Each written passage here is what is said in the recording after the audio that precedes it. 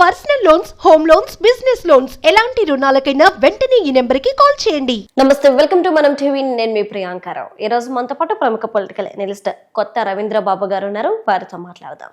నమస్కారం సార్. నమస్తే సార్, ఒక విధంగా చూసుకుంటే ఎవరైతే ముంబై నటి ఇన్సిడెంట్ ఉందో, ఈ రోజు నిన్నటి వరకు కూడా ఏపీ ప్రభుత్వం ఆదేశించలేదు చర్యలు తీసుకోండి, విచారణ చేయండి అంటూ. కానీ ఆమె మాటలు విన్నాక ఇప్పుడు ఏపీ ప్రభుత్వం ఆమె ఇన్సిడెంట్ కి సంబంధించి విచారణ చేపట్టి చర్యలు తీసుకోవాల్సిందిగా ఆదేశించారు. అయితే ఇక్కడ మనం అందరం చర్చించుకోవాల్సిన విషయం ఏంటంటే, ఆమె విషయంలో ఇంత దారుణంగా ప్రవర్తించిన వాళ్ళు పోలీసులు కీలకంగా ఉన్నారు. 45 రోజులు ఆమెను హింసించారు, తన కుటుంబాన్ని. అంటే చట్టాన్ని కాపాడాల్సిన వాళ్ళు, ప్రజల్ని కాపాడాల్సిన వాళ్ళు, ప్రజల సమస్యల్ని పరిష్కరించాల్సిన వాళ్ళు ఈ రోజు దోషులుగా చేతులు కట్టుకొని నిలబడాల్సిన పరిస్థితి ఏర్పడింది. ఇది మొత్తం పోలీస్ యంత్రాంగానికి చెరగని మచ్చగా ఏర్పడింది. దీన్ని ఎలా చూడాలి అంటారు? ఇది సభ్య సమాజం తల దించుకొని సిగ్గుపడి మాట్లాడటానికి కూడా సిగ్గుపడవలసిన అంశం ఒకటి. రెండోది, ఇది ఎందుకు జరిగింది అని ఒకసారి ఆలోచిస్తే, విచ్చలవిడి లేకపోతే నన్నెవరూ ఏం చేయలేరు అని మితిమీరిన అహంకారం, అధికార దుర్వినియోగం, ఇవన్నీ కలిసి ఈ సంఘటనకి కారణమైంది. మీరు ప్రస్తావించినట్టుగా ఎవరైతే చట్టాన్ని, మహిళల్ని, ప్రజల్ని కాపాడాలో వాళ్లే ఇందులో దోషులుగా ఉండటం, విక్టిమ్స్ వాళ్ళు వేరు, వీడు ఇట్లా చేయటం. పోలీస్ డిపార్ట్మెంట్ తల వంచుకునే పరిస్థితి ఇది.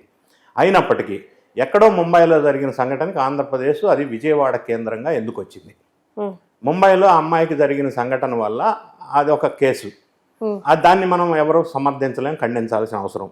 సబ్సిక్వెంట్గా ఏమైంది, ఈ గతంలో ఉన్న ఆంధ్రప్రదేశ్లో ఉన్న గవర్నమెంట్ విచ్చలవిడితనానికి పరాకాష్ట ఇదొక కేసు. డిస్ట్రక్షన్కి కారణమైన ఆంధ్రప్రదేశ్ని విధ్వంసం చేయటమే కాకుండా సభ్య సమాజంలో ఆంధ్రప్రదేశ్ పేరు ప్రఖ్యాతుల్ని మంట కలిపే సంఘటన కూడా కారణమైంది ప్రీవియస్లో ఉన్న ఆంధ్రప్రదేశ్ గవర్నమెంట్. సో ఆ అమ్మాయిని ఈ విధంగా విజయవాడలో ఇబ్రహీంపట్నంలో VTPS గెస్ట్ హౌస్లో నిర్బంధించి, వాళ్ళ పేరెంట్స్ని నిర్బంధించి, బెదిరించి, ఈ విధంగా అక్కడ కేసు ఎక్కడో ముంబైలో కేసుని ఇక్కడ వీళ్ళు తీసుకొచ్చి ఒక గూండాలు చేయవలసిన కార్యక్రమాన్ని అప్పట్లో ఉన్న గవర్నమెంట్లో ఉన్న పోలీస్ డిపార్ట్మెంట్ వాళ్ళు చేశారు అంటే ఎంత ధైర్యం ఉండాలి వాళ్ళకి, ఒకటి. రెండోది, అలా చేయడానికి కారణం ఎవరు? పొలిటీషియన్స్ అయి ఉండొచ్చు. ఈరోజు ఒక ప్రముఖ పేరు వినిపిస్తూ ఉంది, గతంలో ఉన్న గవర్నమెంట్లో ఉన్న సకల శాఖ మంత్రి పేరు. సో అతనికి ఎంత ధైర్యం ఉండాలా? సో అతనికి అప్పట్లో ఉన్న ముఖ్యమంత్రి సహాయ సహకారాలు ఉన్నాయా? ఇది ఎవరు బయటికి తెలియదు అనుకొని చేశారా? విచ్చలవిడితనానికి ఇది ఒక పరాకాష్ట కాదా? ఈ విధంగా చేయటం వల్ల గవర్నమెంట్ మీద అనే కాకుండా ఆంధ్రప్రదేశ్ రాష్ట్రానికే చెడ్డ పేరు తీసుకొచ్చి అన్ని రాష్ట్రాల్లో కూడా ఆంధ్రప్రదేశ్ దిక్కు ఇన్వెస్ట్మెంట్స్ ఏ విధంగా వస్తాయి, స్టేట్ డెవలప్మెంట్ ఏ విధంగా జరుగుతుంది, దీని ఇంపాక్ట్ ఒకటి హ్యూమన్ యాంగిల్ కాకుండా, పొలిటికల్ యాంగిల్ కాకుండా, it is damaging the image of the Andhra Pradesh. దానివల్ల ఇంపాక్ట్ అసెస్మెంట్ మనం చూసుకుంటే గ్రోత్ తగ్గిపోద్ది, ఇండస్ట్రీస్ రావు, వేరే స్టేట్ నుంచి ఇక్కడికి రావడానికి వెనకాడతారు. ఇన్ని విధ్వంసాలు చేసుకుంటూ పరిపాలించిన గవర్నమెంట్ దీని పూర్తి బాధ్యత వహించాలి. రెండోది, మీరు కేసు విషయంకి వచ్చారు. కేసు విషయం కూడా కేసు పెట్టారు, ఈ కేసు ఆర్డర్ చేస్తారు, ఎలాగో పెట్టవలసిందే. దానికి ప్రధాన పాత్ర పోషించిన పోలీస్ డిపార్ట్మెంట్లో అప్పట్లో DIG క్యాడర్లో ఉన్న ఒక వ్యక్తి ద్వారా ఈ కథ అంతా నడిపించారు, అప్పట్లో ఉన్న ఒక పెద్ద పొలిటీషియన్. సో అతన్ని కఠినంగా శిక్షించి ఆ పరిస్థితి ఇంకొకటి చేయటానికి కూడా ఊహల రావటానికి, ఆలోచన రావటానికి కూడా భయపడే స్థాయిలో శిక్షలు ఉండాలా ఇన్వెస్టిగేషన్ తర్వాత. ఇటువంటి కార్యక్రమాలు మళ్ళీ ముందు ఏ స్టేట్లో ఏ పోలీస్ ఆఫీసరు, ఏ పొలిటీషియను చేయటానికి కూడా భయపడే విధంగా, శిక్షించే విధంగా ఎంక్వైరీ చేసి, ప్రాసిక్యూట్ చేసి శిక్షలు విధిస్తే తప్ప ఇటువంటి ఆలోచన చేయడానికి కూడా భయపడాలి పోలీస్ అధికారులు కావచ్చు, పొలిటీషియన్స్ కావచ్చు.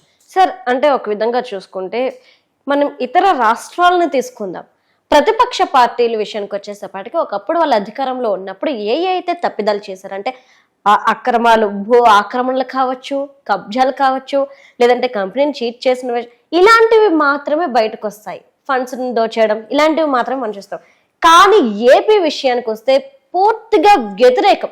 అంటే వాళ్ళు చేసిన భూ కబ్జాలు, తర్వాత స్కామ్లు ఇవన్నీ బయటపడుతూనే ఆడవాళ్ళ విషయంలో ఎంత నీచంగా, ఎంత దుర్మార్గంగా, ఎంత కీచకంగా ప్రవర్తించారు అనేవన్నీ బయటకు రావడం, ఈరోజు మన ఏపీ రాష్ట్రాన్ని ఎటు తీసుకెళ్లే విధంగా ఇవి ఉన్నాయి అనేది అనుకోవాలి. అసలు సో ఈ విధంగా మనం నిజంగా ఆలోచించినట్టయితే, నిష్పక్షపాతంగా ఆలోచించినట్టయితే, పార్టీలకి సంబంధం లేకుండా ఒక సామాన్య మానవుడిగా ఆలోచించినట్టయితే, గడిచిన 5 yearsలో ఆంధ్రప్రదేశ్ రాష్ట్రం విధ్వంసానికి గురైంది. ఒక్కొక్క రోజు ఒక్కొక్క స్కామ్ వస్తూ ఉంది. ఆ స్కామ్స్ ఇన్వెస్ట్ చేయడానికే సపరేట్ యంత్రాంగం పెట్టవలసిన అవసరం ఏర్పడింది. అది ఒక పక్కన బేర్ చేసుకుంటూ టాలరేట్ చేస్తూ ఉన్న పరిస్థితుల్లో ప్రజల్లో ఇది ఒక ఆశ్చర్యకరమైన సంఘటన. ఇంత దారుణమైన ఆలోచనలో ఉన్న వాళ్ళు పొలిటీషియన్స్గా ఉండటం వల్ల, వాళ్ళు పోలీస్ యంత్రాంగాన్ని భయపెట్టో రకరకాల కారణాల వల్ల ప్రేరేపించో ఇటువంటి వాటికి ప్రోత్సహించటం వల్ల, ఇప్పుడు గతంలో ఉన్న గవర్నమెంట్లో మనం పరిశీలించినట్టయితే యథా రాజా తథా ప్రజ, గతంలో ఉన్న మినిస్టర్స్లో ఇటువంటి భాగవతాలు మనం చాలా బయటకు వచ్చినాయి. చాలా విషయాలు, ఇటువంటి విషయాలు అప్పట్లో ఉన్న పొలిటీషియన్స్ మినిస్టర్స్ లెవెల్లో వాళ్ళే అన్నీ చాలా బయటకు వచ్చినాయి. ఆ రోజునే వాళ్ళని సరిచేసి ఉండుంటే, సెటరైట్ చేసి ఉండుంటే, ఆ రోజు భయం కలిగించి ఉండుంటట్టయితే ఇంత దారుణమైన పరిస్థితికి గవర్నమెంట్లో ఉన్న పెద్ద మనుషులు, పోలీసు అధికారులు ఈ విధంగా చేసి పరువు ప్రతిష్టలు మంట కలిపి ఏం మెసేజ్ ఇస్తున్నాం మనం సమాజానికి, ఇతర రాష్ట్రాలకి, ప్రజలకి, మరీ ముఖ్యంగా ఇన్వెస్టర్స్కి ఏ విధమైన సమాచారం ఇస్తాం మనం? ఏ విధమైన ఆలోచనను మనం మెసేజ్ ఇవ్వగలుగుతున్నాం? ఇది అతి దారుణమైన విషయం, ఎవరు సమర్థించలేని విషయం. ఇది వాళ్ళ విధ్వంసంలో ఇది ఒక పరాకాష్ట. దీన్ని చాలా సీరియస్గా తీసుకోవాల్సిన అవసరం ఉంది. ఖచ్చితంగా ఇప్పుడున్న ఆంధ్రప్రదేశ్ గవర్నమెంట్ దీన్ని సీరియస్గా తీసుకొని ఇంకొకడు ఆలోచన రావడానికి కూడా భయపడేటట్టు చేయాలా, చేస్తారన్న నమ్మకం నాకుంది. సార్, మరి ఈ విధంగా చూసుకుంటే ఆడవాళ్ళ మీద ఇంత అభద్రతా భావం ఈ 5 ఏళ్లలో ఏర్పడింది. ఇదే నేపథ్యంలో పవన్ కళ్యాణ్ గారు మొదటి నుండి కూడా దగ్గర 30,000 మంది ఆడపిల్లలు మాయమైపోయారు, కనిపించకుండా పోయారు అని ఆయన ఆరోపిస్తూనే ఉన్నారు.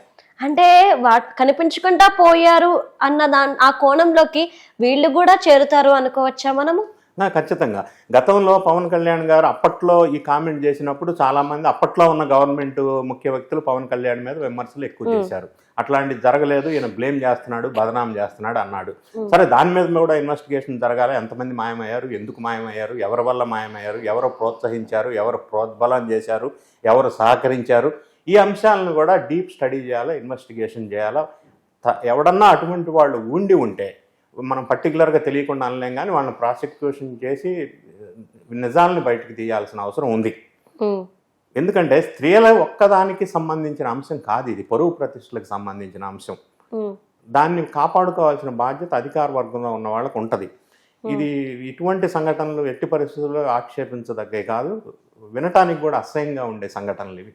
అంటే ఇప్పుడున్న ప్రభుత్వం, కూటమి ప్రభుత్వం ఏర్పడింది. ఈ ప్రభుత్వంలో ఆడపిల్లలకి ఎలాంటి భద్రత దొరుకుతుంది అని భావించవచ్చు. ఎందుకు అంటే అనిత గారు రీసెంట్ గా ఒక ఇన్సిడెంట్ లో ఆవిడ మాట్లాడుతూ కామెంట్ చేశారు. ఏదైతే గత ప్రభుత్వం దిశ యాప్ ని తీసుకొచ్చామో, దిశ చట్టాన్ని తీసుకొచ్చాము అని చెప్పిందో అదంతా కూడా అబద్ధం. ఈ రోజు దానికి సంబంధించి ఎలాంటి యాక్టివిటీ లేదు.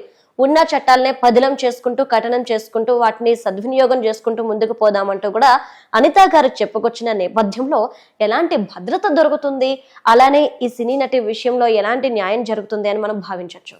సో ఇప్పుడు ప్రస్తుతం ఉన్న హోమ్ మినిస్టర్ గారి స్టేట్మెంట్లో నిజాన్ని ఒకసారి పరిశీలించినట్టయితే, అందులో వాస్తవం ఎంత అన్న దాన్ని ఒకసారి విశ్లేషించినట్టయితే, దిశ చట్టం చేయటంతో చట్టం ఇంప్లిమెంట్ కాదు, దాన్ని ఎనాక్ట్ చేయాలా, అది జరగలేదు. నెంబర్ 1. జరగకుండానే దిశ పోలీస్ స్టేషన్ అని ఒక పోలీస్ స్టేషన్స్ పెట్టారు అప్పట్లో దిశ పోలీస్ స్టేషన్ పెట్టకపోయినా అప్పట్లో కూడా మహిళా పోలీస్ స్టేషన్స్ ఉండేవి. మహిళా పోలీస్ స్టేషన్ సపరేట్గా ఉన్నాయి అప్పట్లో కూడా. వాటినే దిశ పోలీస్ స్టేషన్ అన్నారు. ఓకే, చట్టం ఎనాక్ట్మెంట్ కాకుండా కూడా చట్టం వచ్చిందని ప్రచారం చేశారు. కాబట్టి అదేం కాదు అనేది ఇప్పుడు ప్రజెంట్ ఉన్న హోమ్ మినిస్టర్ గారి స్టేట్మెంట్లో ఉన్న మీనింగ్. రెండోది, అట్లా ఉన్నా కూడా ఇప్పుడున్న కూటమి గవర్నమెంట్ ఎవరైతే ఉన్నారో వాళ్ళు ప్రధానంగా ఇటువంటి విషయాలు కానీ, అవినీతికరమైన విషయాలు కానీ, అవినీతి పరులను కానీ ఉపేక్షించే అవకాశం ఎట్టి పరిస్థితుల్లో లేదు అనేది కూడా ఈ మధ్య కాలంలో మనం విమర్శ అని అనలేం, కానీ రెడ్ బుక్ లాంటి కొన్ని సంఘటనలు మనకు వెలుగులోకి వచ్చాయి. అంటే దాని మీనింగ్, దాని సందేశం, దాని మెసేజ్ ఏమి వెళ్తుందంటే పబ్లిక్లో అవినీతి అనే కాదు, ఇటువంటి సంఘటనలు ఏవి కూడా ఆంధ్రప్రదేశ్ రాష్ట్రంలో జరగటానికి వీల్లేదు, జరిగే ఆలోచన కూడా ఒక్కడు చేయకూడదు అనేది ఒక నిర్దిష్టమైన ఆలోచన విధానంతో ప్రస్తుతం ఉన్న కూటమి గవర్నమెంట్ ముందుకెళ్తా ఉంది. దాన్ని ఖచ్చితంగా పరిరక్షిస్తారు. ఇక ఈ అమ్మాయికి జరిగిన సంఘటన ఇర్రికవరబుల్ డ్యామేజ్, అది రికవరీ చేసేంత డ్యామేజ్ కాదు, ఇర్రికవరబుల్ డ్యామేజ్ అయినప్పటికీ బాధితుల్ని శిక్షించడంతో పాటుగా ఆ అమ్మాయికి తగిన న్యాయం జరిగే విధంగా కూటమి గవర్నమెంట్ చర్యలు తీసుకోవాలా, కఠినమైన నిర్ణయాలు తీసుకోవాల్సిన అవసరం ఉంటుంది.